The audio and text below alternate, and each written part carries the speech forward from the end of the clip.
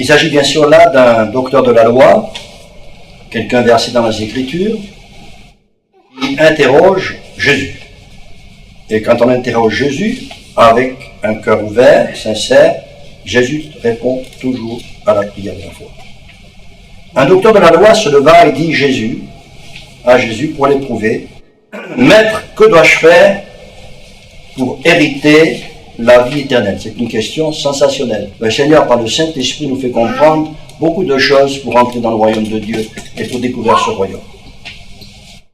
Jésus lui dit, « Il écrit dans la loi, qui lis-tu » Il répondit, « Tu aimeras le Seigneur ton Dieu de toute ton âme, ton cœur, de toute ta force, de toute ta pensée, et ton prochain comme toi-même. » Tu as bien répondu, cela et tu vivras. Mais lui voulant se justifier, dit à Jésus, « Et qui est mon prochain ?» L'homme religieux, l'homme qui devrait aimer son prochain en priorité, qui prêche la parole de Dieu, pose une telle question. Qui est mon prochain? Il y aura beaucoup d'amour pour le prochain, j'ai l'impression. Alors il s'agit bien sûr au verset 30 de la parole du bon Samaritain. Jésus reprit la parole et dit, « Un homme descendait de Jérusalem à Jéricho. Il tomba au milieu des brigands, le dépouillèrent, le chargèrent de coups, et s'en allèrent, le laissant à demi-mort. » Un sacrificateur qui fortuitement, c'est-à-dire par hasard, descendait par le même chemin, ayant vu cet homme, passa outre. Un lévite qui arriva aussi dans ce lieu, l'ayant vu, passa outre. Mais un samaritain qui voyageait, étant venu là, fut ému de compassion lorsqu'il le vit.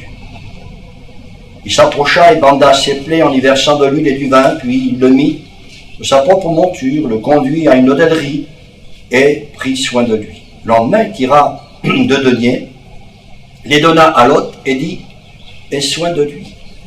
Et ce que tu dépenseras de plus, je te le rendrai en mon retour. » Lequel de ces 3 te semble avoir été le prochain de celui qui était tombé au milieu des brigands? C'est celui qui a exercé la miséricorde, répondit le docteur de la loi. Et Jésus lui dit, va, et toi, fais de même. En rappelant ce texte, je rappellerai certainement un verset dans Matthieu 11, 28 que vous connaissez par cœur, certainement, du moins j'espère, c'est une clé de l'évangile. Le Seigneur dira, venez à moi, vous tous, fatigués et chargés, et je vous rendrai encore plus fatigués. Non, c'est pas ça. C'est pas ce qui est écrit. Hein? C'est pas ce qui est écrit. Ouais, vous ne dormez pas, ça va encore, vous avez les yeux bien ouverts. Hein? Et je vous donnerai du repos. Hein? Alors, au verset 25, le Seigneur montre ici à cet homme religieux comment avoir la vie ou être sauvé. Comment rentrer dans le royaume de Dieu ou entrer à travers la parole de Dieu pour rencontrer le Seigneur.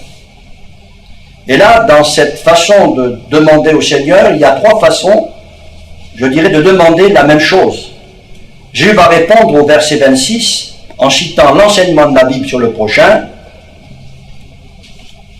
Il dit d'ailleurs dans le Deutéronome, tu aimeras ton Dieu de toute ta pensée, tout ton cœur et ton prochain comme toi-même. Il va lui faire comprendre que aimer son prochain, c'est en même temps aimer Dieu. Mais on ne peut pas aimer Dieu sans aimer son prochain.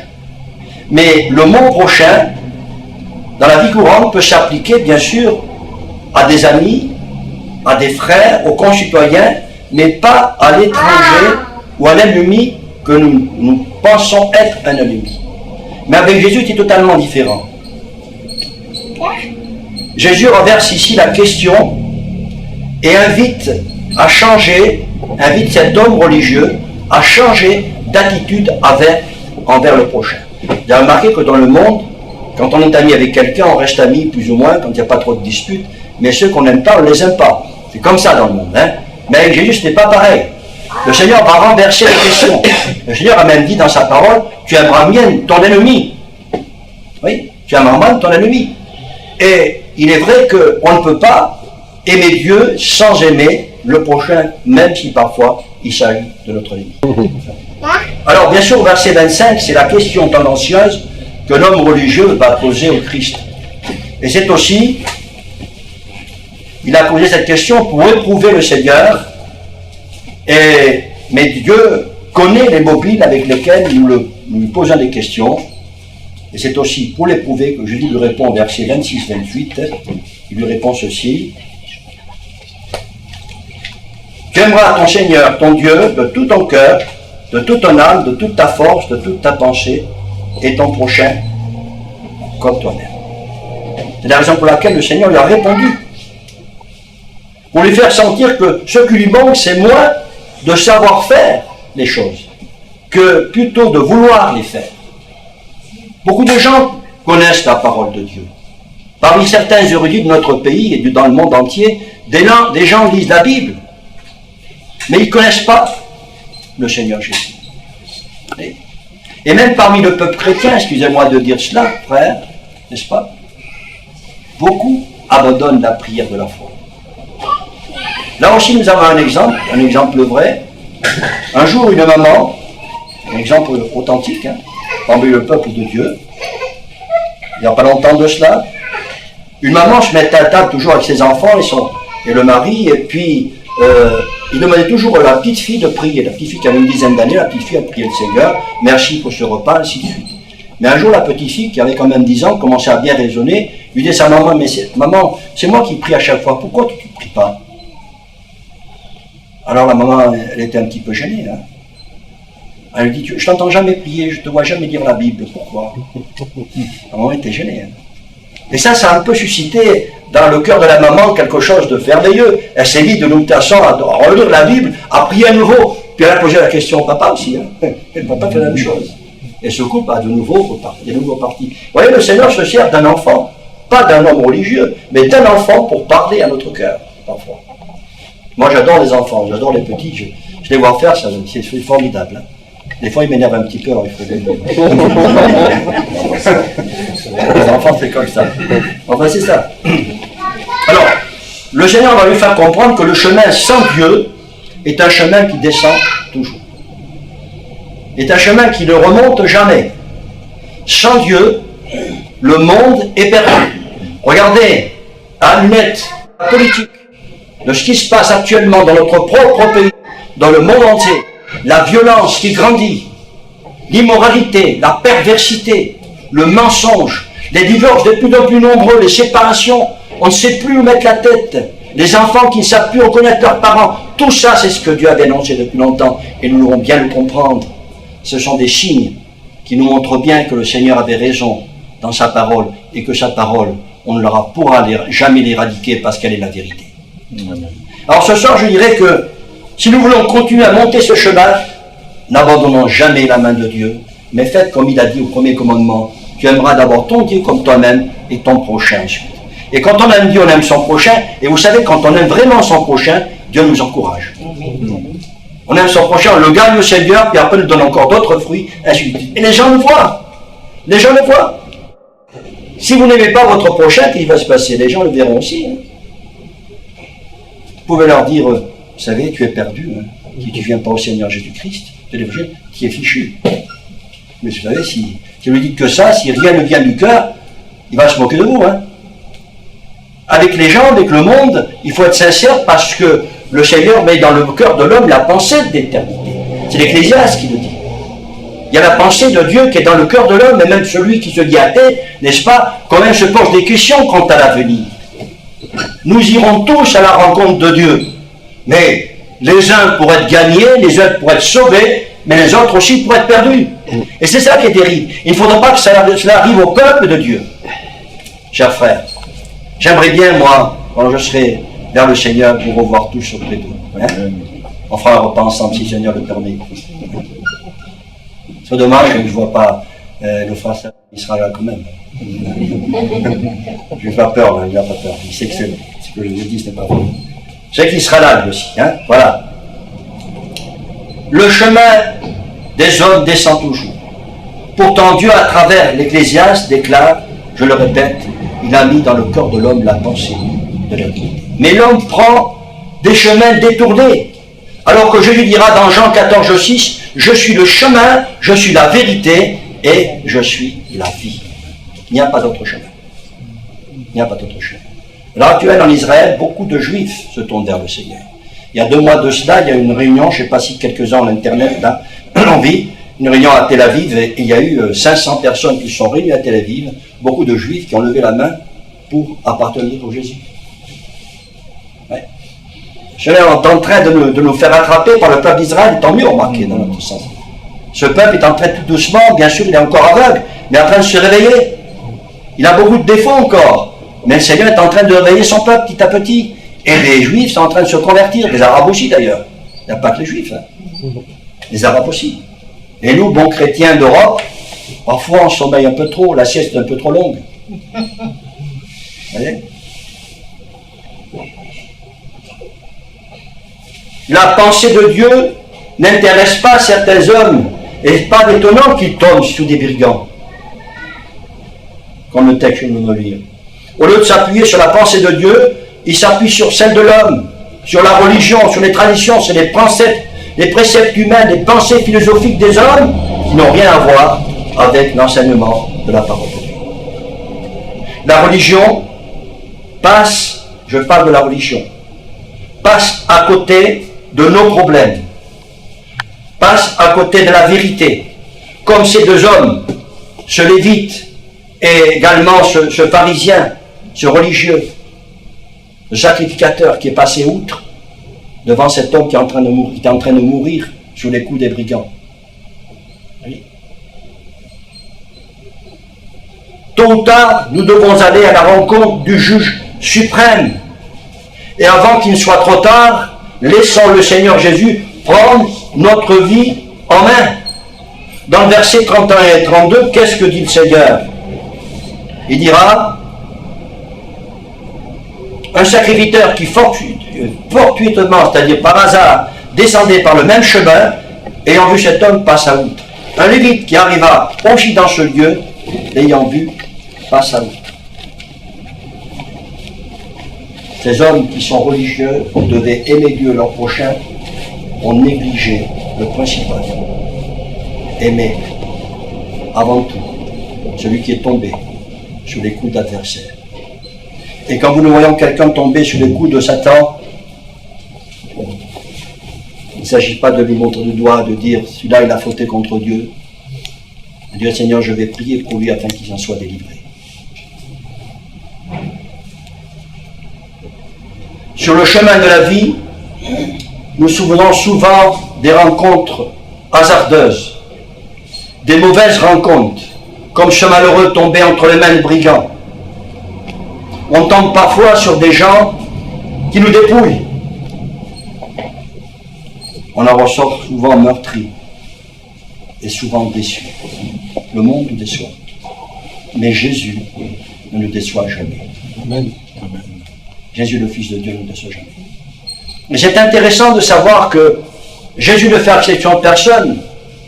Dans le monde religieux, si vous faites partie de la classe des hommes religieux renommés sur terre, vous avez droit à tous les honneurs. Mais lui, Jésus, il va discuter avec un homme religieux important, c'était quand même un sacrificateur, un chef des pharisiens. Et il va le coincer un petit peu, parce qu'il va lui dire: toi qui es un homme religieux, tu devrais cesser ces choses. Tu ne sais pas qu'il faut d'abord aimer ton prochain pour rentrer dans le royaume de Dieu. C'est la première des choses à faire. Aimer d'abord ton Dieu et ensuite aimer ton prochain. Et c'est vrai que seul le Samaritain a été ému de compassion envers ce malheureux. Jésus est le vrai bon Samaritain de notre vie. Et il ne nous abandonnera jamais, jamais, jamais, jamais. Tout pouvoir lui a été donné. Il ne reste jamais insensible à nos peines et nos douleurs. Et tenez, ce soir, pendant que nous écoutons la parole de Dieu, il sait exactement ce qui se passe dans ton cœur. Exactement ce que tu penses, négativement ou positivement, mais il le sait. Je m'en suis d'ailleurs souvent rendu compte au jour de ma vie spirituelle. On ne peut rien cacher au Seigneur. Et si nous le laissons prendre notre vie en main, alors nous ne regretterons jamais. Il pansera définitivement nos plaies comme l'a fait ce Samaritain, parce que lui est le Samaritain de la vie, du ciel, le Fils de Dieu. Rencontrer Jésus, bien sûr, c'est d'abord lui obéir. L'apôtre Pierre dira dans les Actes des Apôtres, quiconque invoquera le nom du Seigneur sera sauvé. Ce ne sont pas seulement des paroles, c'est une vérité fondamentale. Celui qui invoque le nom du Seigneur reçoit de lui la réponse. Ah, parfois, des fois, le Seigneur ne veut pas nous donner ce que nous voulons avoir. Parce qu'il a ses raisons. Alors au verset 25, quand cet homme a dit « Que dois-je faire ?» Eh bien, si le mobile de cet homme religieux avait été, je dirais, pur, eh bien Jésus lui aurait sans doute donné une autre réponse qu'au verset 27. « Tu aimeras ton Dieu. » Ainsi, avant de demander de nouvelles lumières à Dieu pour nous éclairer, il faut obéir déjà à celle que nous avons reçue. Sinon, à quoi nous servirait-il d'avoir de nouvelles connaissances? Au verset 28, le Seigneur va lui dire, fais cela, aime ton prochain, aime ton Dieu, et alors tu vivras. Aimer, c'est vivre. Sans amour, on ne peut pas vivre. Imaginez un homme et une femme qui ne s'aiment pas. Un drôle de foyer, hein? Mais aimer son mari, sa femme, ses enfants, son entourage, ses frères dans le Seigneur, et même ceux qui parfois nous font du tort, c'est l'œuvre de Dieu. Aimer, c'est vivre la vie de Jésus-Christ. Et en aimant notre prochain, on aime notre Dieu.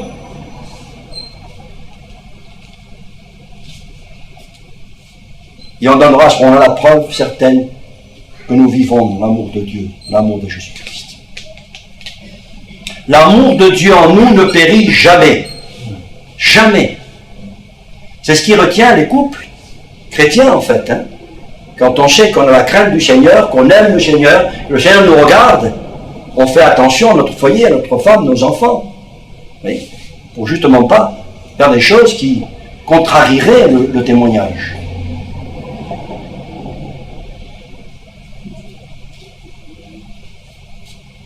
Au reste, Jésus va montrer à cet homme religieux ce qui lui manque. Et ce qui lui manque, ce n'est pas la connaissance. C'est la volonté de faire l'œuvre de Dieu, d'aimer Dieu et son prochain, et d'aller vers lui pour annoncer l'évangile, et lui faire du bien lorsqu'il est abattu. Avoir de la compassion. Au reste, quelle humiliation de constater que l'homme n'est pas même capable d'aimer, lui qui a été créé à l'image du Dieu vivant. Au verset 30, ce religieux voulait éprouver Jésus, et nous y avons gagné un immortel et incomparable parabole, une immortelle parabole, incomparable parabole de Jésus-Christ. Tu aimeras ton prochain. Jésus, quand on lui pose une telle question, que dois-je faire? Vous savez à quoi ressemble Jésus quand on lui pose cette question-là? Il ressemble à une fleur qui donne tout son parfum quand on la froisse. Vous avez remarqué les fleurs? Certaines fleurs, quand vous les effroissez un petit peu dans votre main, elles exhalent un parfum magnifique. Avec le Seigneur, c'est pareil. Quand on lui pose une telle question, ce parfum se dégage. Tu dois aimer ton prochain. Si tu veux m'aimer, si tu veux faire une expérience avec moi, si tu veux vivre ma vie, si tu veux avoir des victoires dans ta vie spirituelle, il faut aimer ton prochain.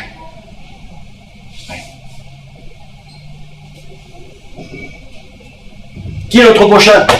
Jésus va lui faire comprendre un homme quelconque, n'importe sa couleur, n'importe sa patrie, n'importe son rang, sa position sociale, son caractère, tout homme qui a besoin de toi, chrétien, évangélique, est ton prochain. Au verset 31, il décrit là que le sacrificateur et le lévite passèrent par hasard fortuitement devant ce malheureux. Étant sacrificateur, il aurait dû savoir que le hasard n'existe pas. Dieu avait certainement permis que ces hommes religieux passent devant ce malheureux qui avait besoin de lui. Et comprendre que Dieu lui-même avait voulu cette rencontre, lui préparant ainsi une bonne occasion d'aimer le prochain. Alors bien sûr, ayant vu cet homme roué de coups, il nous est dit que le sacrificateur et le lévite passèrent outre. Il y a voir et voir. Mais heureux qui sait voir avec les yeux de l'amour, avec les yeux de Jésus-Christ. Au verset 32, si un serviteur est passé outre, il faut dire que le Lévite ne s'est pas montré plus charitable. C'est un Samaritain qui va leur donner une leçon. L'amour chrétien est international. Chers amis, comprenez-vous cette parole de Jésus-Christ? Aimer son prochain. Jésus raconte ici sa propre histoire. C'est l'histoire de Jésus qui nous a raconté l'amour de Jésus-Christ. Son pouvoir incommensurable, son immense patience, son immense amour pour nous sauver, nous secourir et nous délivrer. Et en nous annonçant l'évangile, il s'approche de chacun d'ici, ici présent dans ce lieu. Jésus est présent au milieu de nous. Oui. Malgré les cars qui passent, le bruit que nous entendons, les enfants qui pleurent ou qui crient, qui chantent, Jésus est au milieu de nous.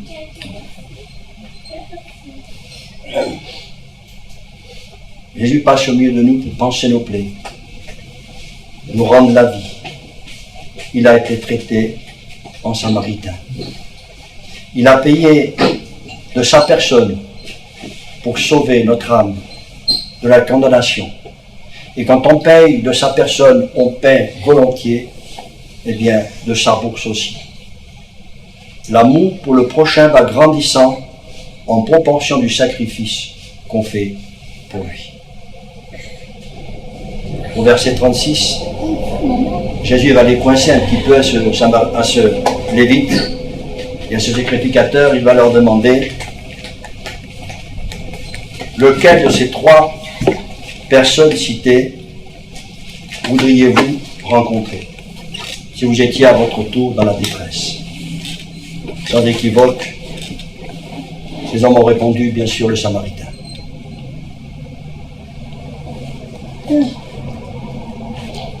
Jésus est celui que le prophète Ésaïe avait annoncé à l'avance, qui a dit, il a changé nos peines, nos douleurs, chargé de nos maladies, il a été brisé par nos iniquités, et il s'est chargé de nos maladies, et par ses meurtrissures, nous avons été entièrement guéris. Lorsque Jésus prononce ces paroles, par exemple, venez à moi, vous tous qui êtes fatigués et chargés, c'est parce qu'il sait qu'il est le vrai berger.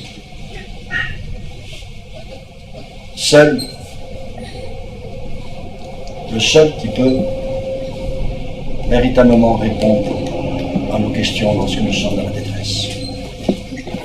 Et il est la porte également par laquelle nous devons entrer pour être sauvés. Et c'est dans cet appel universel adressé à tous les hommes, venez à moi, vous tous qui êtes fatigués et chargés, qu'éclate la grandeur et la puissance de Jésus-Christ. Son caractère de Fils de Dieu, à qui tout est possible, même de penser les plaies les plus profondes.